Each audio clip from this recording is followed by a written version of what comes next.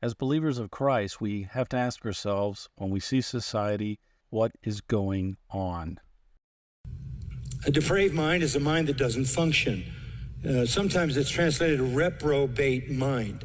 But the Greek word means non-functioning. That's when you're a man and you think you're a woman.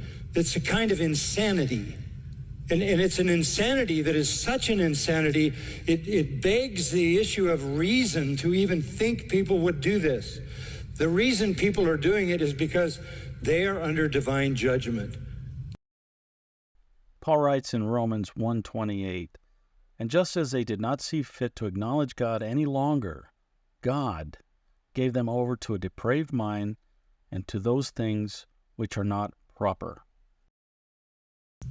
God has let them have a reprobate mind. So when you see all of this transgender activity, and when you see them want to make laws to protect transgender identity, and you know it is absolute and total and utter insanity, you know we've reached the reprobate mind. People can't think reasonably, which means there's no way back to sanity. There's no way back. And because it is a divine judgment on them, God doesn't interrupt the course of their thinking down this path of sexual revolution, homosexual revolution, to the kind of insanity that we see with transgenderism.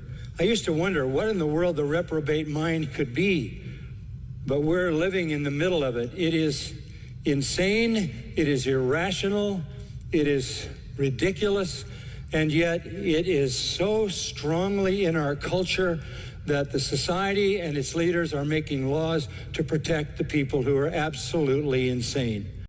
Romans 1:32, "And although they know the ordinance of God, that those who practice such things are worthy of death, they do not only do the same, but they also give hearty approval to those who practice them." That's the reprobate mind. So this is judgment. This is judgment. And out of that depraved mind, what are you going to get?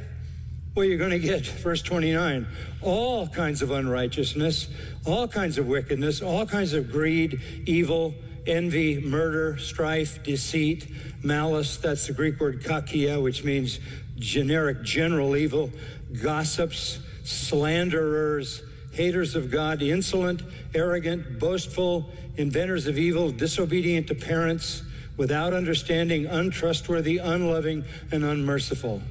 As MacArthur just said, what we're seeing is complete lawlessness happening in our society. We're seeing all the looting in the store, the violence, all acts of a reprobate mind. They believe they're doing what is right. First, we're children of God. This is a very, very clear separation from the crooked and perverse nation. And to see the real foundation of Paul's thinking there, you go back to the 8th chapter of John's Gospel, where our Lord makes that familiar distinction. Verse 42 of John 8, Jesus said to them, "If God were your father," these are the Jewish leaders who are saying God is their father. He says, "If God were your father, you would love me, for I proceeded forth and have come from God, for I have not even come on my own initiative, but he sent me. Why do you not understand what I'm saying? It is because you cannot hear my word. Why? You are of your father who? The devil. And you want to do the desires of your father." What do you expect people to do if they're the children of the devil? To behave in a devilish way. Acts of violence, murder, sexual immorality, all those things are being played out right before our eyes, and we see this playing out just as the Bible had told us, so we should not be surprised at all. We know this is unbiblical behavior, and this is not behavior of a Christian. We need to see exactly where this behavior is stemming from. Everything is as you would expect it to be. He was a murderer. You say, why are they murdering babies? Because of the children of the devil, who was a murderer from the beginning. Why don't they ever tell the truth? because they're children of the devil, and the devil doesn't stand in the truth because there's no truth in him. Whenever he speaks a lie, he speaks from his own nature. He's a liar and the father of lies. So you expected them to tell you the truth? You expected them to be the people of the truth? You expected them to be protectors of life?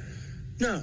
This culture under judgment really doesn't care if babies are killed, doesn't care if old people die, it doesn't care if people are untreated for a virus and die languishing without treatment, because they simply reflect the nature of their father.